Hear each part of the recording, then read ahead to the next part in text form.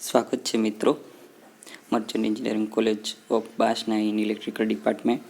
તો આજે ડિસ્કસ કરવાનું છે આપણે ફોર્થ સેમનો સબ્જેક્ટ. એ સબ્જેક્ટનું નેમ છે ઇલેક્ટ્રોમેગ્નેટિક ફિલ્ડ. હવે એમાં આપણે ફર્સ્ટ ચેપ્ટર સ્ટડી કરી જ ગયા છે. તો આજે આપણે ડિસ્કસ કરવાના છે બીજું ચેપ્ટર. બીજું ચેપ્ટરનું નેમ શું છે? Electrostatic field. તો આપણે આજે આમાં જે ડિસ્કસ કરવા જઈ રહ્યા છે એ રિલેટેડ આપણે થિયરીઓ જ જોવાની છે. એક્ઝામ્પલો છે પણ થિયરી આપણે ડિસ્કસ કરી લઈએ, એના પછી આપણે એક્ઝામ્પલ જોશું. તો આપણે જોઈએ કે પહેલી ચેપ્ટર નંબર 2માં થિયરી કઈ પૂછાઈ શકે. તેમાં ફર્સ્ટ થિયરી છે એ આવી રીતના પૂછાઈ શકે. તો ફર્સ્ટ થિયરી કઈ રીતના પૂછાશે? સ્ટેટ એન્ડ એક્સપ્લેન કુલોમ્બ્સ લો. તો ચાલો મિત્રો આપણે જોઈએ કુલોમ્બ્સ લો અને એના સ્ટેટમેન્ટ. તો કુલોમ્બ્સ લો પહેલાં જોઈએ તેના 2 પોઈન્ટ છે. તો ફર્સ્ટ ઓફ ઓલ કે between 2 point charge there is a force of attraction or repulsion depending upon the nature of charge. એટલે પહેલાં વાક્ય છે એમાં એવું કહેવા માંગે કે કોઈ પણ બે ચાર્જ છે, કાં તો એ એટ્રેક્ટ થતા હશે કાં તો રિપલ્સન થતા હશે. એટલે કે એકબીજાની તરફ આવતા હશે કાં તો એકબીજાથી દૂર જતા હશે. હવે આપણે બીજું એનું સેન્ટેન્સ જોઈએ. If the charge are like charge, there is a force of repulsion. In case of unlike charge, it is force of attraction. એટલે હવે બીજું સ્ટેટમેન્ટ છે કે બીજું સેન્ટેન્સ છે એમાં એવું કહેવા માંગે કે જો આ ચાર્જ છે, જો એ ચાર્જ સરખા હશે તો એકબીજાથી દૂર જતા હશે. જો આ ચાર્જ એકબીજા સરખા ના હોય તો એકબીજા તરફ એટ્રેક્ટ થતા હશે. સરખા વચ્ચે શું છે? રિપલ્સન. અને અનલાઇક એટલે કે સરખા ના હોય તો એટ્રેક્શન. હવે એના સ્ટેટમેન્ટ જોઈએ. સ્ટેટમેન્ટ 3 છે.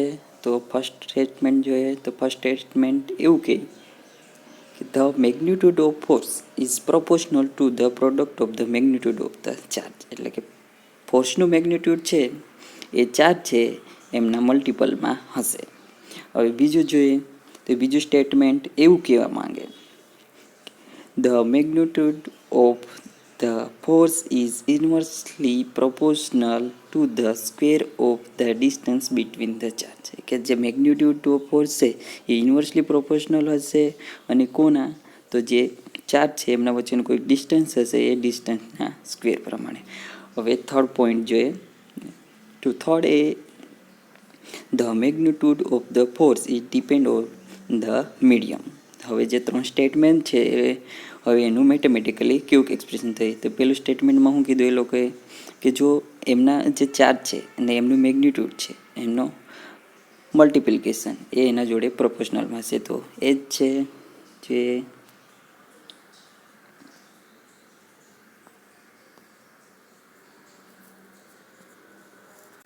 તો આપણે જોઈ શકીએ છીએ આ મેથેમેટિકલી કે ફોર્સ છે એ ચાર્જ છે Q1 અને Q2 એના પ્રોપોર્શનલમાં છે અને એમના વચ્ચેનું જે ડિસ્ટન્સ એના ઇન્વર્સલીમાં છે. અને થર્ડ સ્ટેટમેન્ટ એવું કે આ બે છે તો એમનું કોઈક મીડિયમ હશે અને એ મીડિયમ પર ડિપેન્ડ કરતો હશે. તો અહીંયા જે કોન્સ્ટન્ટ છે એમાં મીડિયમ આવશે. તો એક કોન્સ્ટન્ટ જોઈએ તો કોન્સ્ટન્ટ આપણે કઈ રીતના મેળવી શકીએ? 1/4π/0.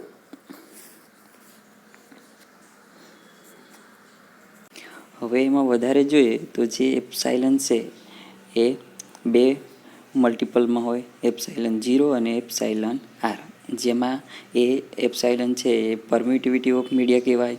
હવે r વાળી છે એને રિલેટિવ પરમિટિવિટી કહેવાય અને એપ્સાઇલન 0 છે એને પરમિટિવિટી ઓફ ફ્રી સ્પેસ. તો એની વેલ્યુ કેટલી હશે? તો એની વેલ્યુ હશે r 8.854 × 10⁻12. અને એને મોડિફાય કરીને આપણે 10⁻9 ભાગ્યા 36 × π અને એનો એકમ છે F/m, ફોર્સ પર મીટર. હવે ફોર્સ ફ્રી સ્પેસ જોઈએ તો રિલેટિવિટી છે પરમિટિવિટી પરમિટિવિટી ઓફ મીડિયા, જે આપણે જોઈએ કે જે બે પર ડિપેન્ડ કરે. તો ફ્રી સ્પેસ માટે કેટલી હશે? તો રિલેટિવ પરમિટિવિટી 1, અને જે એપ્સાઇલન છે એ ઇઝ ઇક્વલ ટુ એપ્સાઇલન 0. તો હવે આ મેગ્નિટ્યુડ છે તો ફ્રી સ્પેસ એ આપણને કઈ રીતના મળશે? તો force is equal to Q1 into Q2 ભાગ્યા 4 પાઈ એપ્સાઇલન 0. હવે આપણે ફર્સ્ટ થિયરી જોઈ ગયા કે કુલમ્બ્સ લો શું હતું અને એના સ્ટેટમેન્ટ શું હતા. હવે જે આપણે ફર્સ્ટ ચેપ્ટરમાં ડિસ્કસ કરી હતી કે વેક્ટર, તો વેક્ટર હોય તો આપણે એને કઈ રીતના ડિફાઇન કરી શકીએ? કાં તો એનું મેગ્નિટ્યુડ હશે અને એઝ વેલ એઝ એની ડાયરેક્શન હશે. તો એનું જ આપણે જે પ્રિન્સિપલ છે એ જ કેરેક્ટરિસ્ટિક લઈને અહીંયા જે વેક્ટર ફોર્મ ઓફ કુલમ્બ્સ લો છે એ જોવાનું છે. તો આપણે જોઈએ તો એમાં શું કે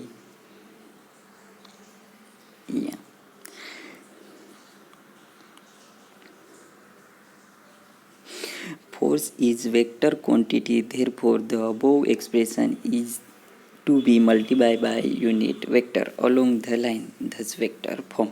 એટલે એમાં એવું કીધું કે ફોર્સ એ વેક્ટર ક્વોન્ટિટી હોય તો આપણે કઈ રીતના લઈ શકીએ કે મલ્ટીપલ બાય યુનિટ વેક્ટર. તો આપણને ખબર જ છે કે યુનિટ વેક્ટર શાના માટે આવે? તો યુનિટ વેક્ટર એ ડાયરેક્શન દર્શાવવા માટે આવે. તો યુનિટ વેક્ટર આપણે કઈ રીતના ડિફાઇન કરતા હતા?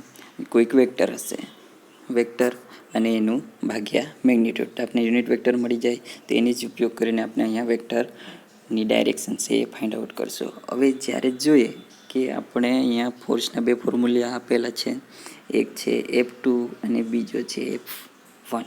તો જે F2 છે એ કઈ ડાયરેક્શનમાં હશે કે 2 પર ફોર્સ લાગતો છે એટલે 1 થી 2 તરફ જતો હશે. અને બીજો જે F2 ફોર્સ છે એ કઈ રીતના હશે? તો 1 પર લાગતો છે એટલે 2 થી 1 તરફ. ખબર પડી ગઈ મિત્રો કે આમાં કેવા હું માંગે? આમાં મેન છે ફોર્સ કઈ રીતના મળશે કે ઓનલી ડાયરેક્શન પર ડિપેન્ડ કરતો છે. F1 અને F2 એમની મેગ્નિટ્યુડ છે સેમ જ રહેશે પણ એની ડાયરેક્શન અલગ હશે. તો હવે F2 માટે જોઈએ તો સિમ્પલ જે આગળની ફોર્સ છે એ જ એપ્લાય થશે, પણ મેઇન ડિફરન્સ શું છે? વેક્ટર ક્વોન્ટિટી છે તો એના જોડે મલ્ટિપલમાં યુનિટ વેક્ટર હશે. તો F2 બરાબર Q1 Q2 ભાગ્યા 4 પાઈ એપ્સાઇલન ઇન્ટુ R12 સ્ક્વેર. એટલે ડિસ્ટન્સ છે એ એમના વચ્ચેનું અને ડાયરેક્શન લીધી છે 1 થી 2 તરફ, કેમ કે ફોર્સ લાગતો છે 2 પર. હવે આપણે જોઈએ ફોર્સ F1. તો એના માટે ડાયરેક્શન કઈથી હશે? 2 થી 1 તરફ. એટલે એની યુનિટ વેક્ટર કઈ હશે? 2 થી 1ની ડાયરેક્શનમાં. તો ફોર્સનું ઇક્વેશન કેવું થશે? Q1 ઇન્ટુ Q2 ભાગ્યા 4 પાઈ એપ્સાઇલન ઇન્ટુ R21 સ્ક્વેર.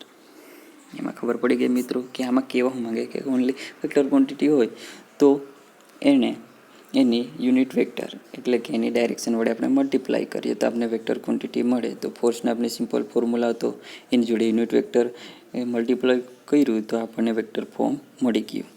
હવે જે એના નીચે લખ્યું છે આપણે જોઈ લઈએ કે સિન્સ વેક્ટર 1 2 બરોબર માઇનસ વેક્ટર યુનિટ વેક્ટર 2 1. એટલે એમાં મેઇન ડિફરન્સ શું છે? એની ડાયરેક્શન. એમનું મેગ્નિટ્યુડ તો સરખું જ છે પણ એકબીજાની ઓપોઝિટ, એટલે એકને આપણે પોઝિટિવ ધારીએ તો બીજાને આપણે નેગેટિવ લેવું પડે. અને જે ફોર્સનો યુનિટ છે એ તો ન્યૂટન જ છે.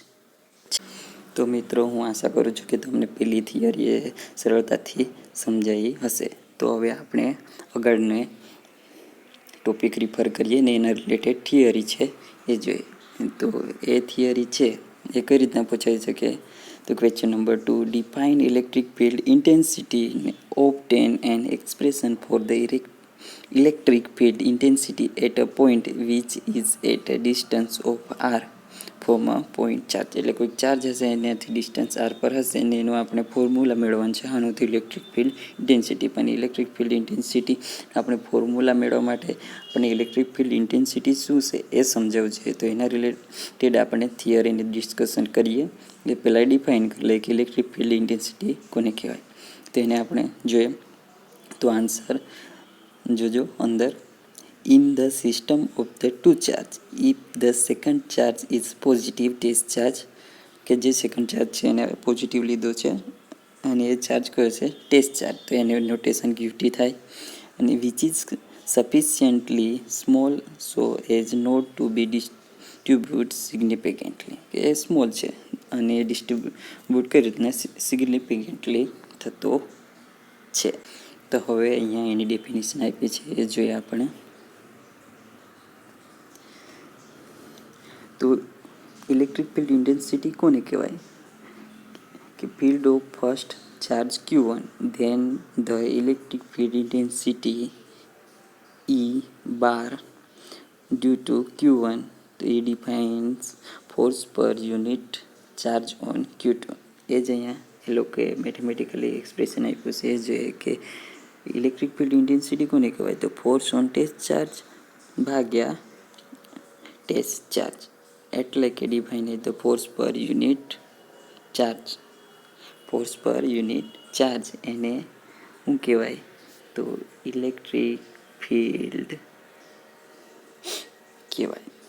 ઇલેક્ટ્રિક ફિલ્ડ ખબર પડી ગઈ કોને કહેવાય? તો ફોર્સ ઓન ટેસ્ટ ચાર્જ ભાગ્યા જે ટેસ્ટ ચાર્જ છે એના પર ફોર્સ લાગતો છે એ જ ભાગ્યા ટેસ્ટ ચાર્જ. હવે ઇલેક્ટ્રિક ફિલ્ડ ઇન્ટેન્સિટી જોઈએ તો એ કઈ રીતના મળી શકે? તો આપણે ખબર છે કે ફોર્સ ઓન ટેસ્ટ ચાર્જ, તો ફોર્સ ઓન ટેસ્ટ ચાર્જ એ નોટેશન છે અહીંયા, ફોર્સ ઓન ટેસ્ટ ચાર્જ ભાગ્યા QT, તો 1/QT આપણે લખી શકીએ. અને ફોર્સ તો આપણે પહેલાં ફાઇન્ડ આઉટ કરી દીધું જ છે, એ પ્રમાણે આવશે કે એનું ફોર્મ્યુલા આપણે આગળની થિયરી જોઈએ એમ આપણે ડિસ્કસ કર્યું કે ફોર્સ કઈ રીતના મળે. તો બે ક્વોન્ટિટી હશે, એમનો ચાર્જ હશે, ચાર્જનો મલ્ટિપલ અને એમના વચ્ચેનું ડિસ્ટન્સ હશે, એમના ડિસ્ટન્સના સ્ક્વેર પણ કઈ રીતના હશે? તે ઇન્વર્સલી હશે. અને કોઈક મીડિયમ છે તે મીડિયમ તેનું નોટેશન તો 1/QT into Q1 into Q2 ભાગ્યા 4π0 ઇન્ટુ R². અને અહીંયા છે આ વેક્ટર ક્વોન્ટિટી છે તો એનો યુનિટ વેક્ટર લીધો છે. હવે એને આપણે વધારે સરળ બનાવીએ તો એ વધારે સરળ કરીએ તો એમાંથી આપણને દેખાય છે કે જે ક્વોન્ટિટી છે એ QT અને અહીંયા નીચે QT, તો એક અંશમાં છે ને એક છેદમાં છે તો એ કેન્સલ આઉટ થઈ જશે. તો આપણને શું મળશે? Q1 ભાગ્યા 4π0 ઇન્ટુ R² અને એની ડાયરેક્શન યુનિટ વેક્ટર R અને ન્યૂટન બાય C. તો એમાં નોટેશન જોઈએ તો here R is the magnitude of the vector, કે જે વેક્ટર યુનિટ વેક્ટર છે એનું મેગ્નિટ્યુડ છે, અને R is the unit vector in the direction of R. તો હવે આપણે આ જે ઇલેક્ટ્રિક ફિલ્ડ ઇન્ટેન્સિટીનું આપણે સૂત્ર મેળવ્યું તેના પરથી હવે આપણે જોઈએ કયા કોર્ડિનેટ માટે? તો સ્પેરિકલ કોર્ડિનેટ માટે. તો એ જ અહીંયા દર્શાવ્યું છે સ્પેરિકલ કોર્ડિનેટ માટે. તો એ કઈ રીતના આવે? Q1 ભાગ્યા 4π0 ઇન્ટુ R², જે અહીંયા ડિસ્ટન્સ એ લોકોએ કેપિટલ લીધું હતું, તો અહીંયા આપણને ખબર છે કે સ્પેરિકલ આવે તો સ્મોલ r આવે, એની રેડિયસ હશે તો એ પ્રમાણે એનું યુનિટ વેક્ટર હશે. અને ઇન જનરલ ફોર્મ જોઈએ એના નીચે electric field intensity due to point charge, તો એના માટે લોકોએ જનરલમાં લઈ લીધું છે. તો અહીંયા જે સેકન્ડ ઇક્વેશન છે એ જનરલમાં લઈએ તો Q1 ભાગ્યા 4π0, એટલે જનરલમાં એટલે એ લોકોએ જે Q1 અને Q2 આવતા હતા એની જગ્યાએ એનું મેગ્નિટ્યુડ ડાયરેક્ટ લઈ લીધું છે, એટલે Q1 ભાગ્યા 4π0 ઇન્ટુ એમના વચ્ચેનું ડિસ્ટન્સ છે એ R છે, અને R² into unit vector R અને V/m મળી ગયું.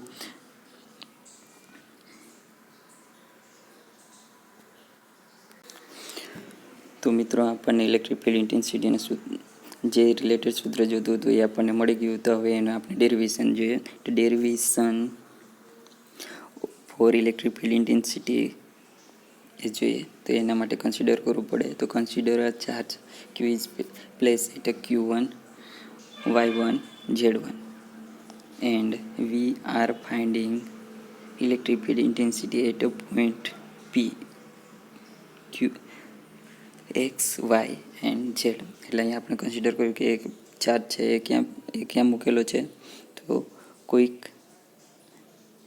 X coordinate, Y coordinate and Z coordinate. પણ એ કેવી રીતના દર્શાવશે? x1 y1 and z1. અને આપણે ફાઇન્ડ કરવાનું છે electric field intensity point P પર, અને એના કોર્ડિનેટ છે એક્સ વાય ઝેડ. તો એ જ અહીંયા ફિગરમાં દર્શાવ્યું છે, એ જોઈ લઈએ આપણને.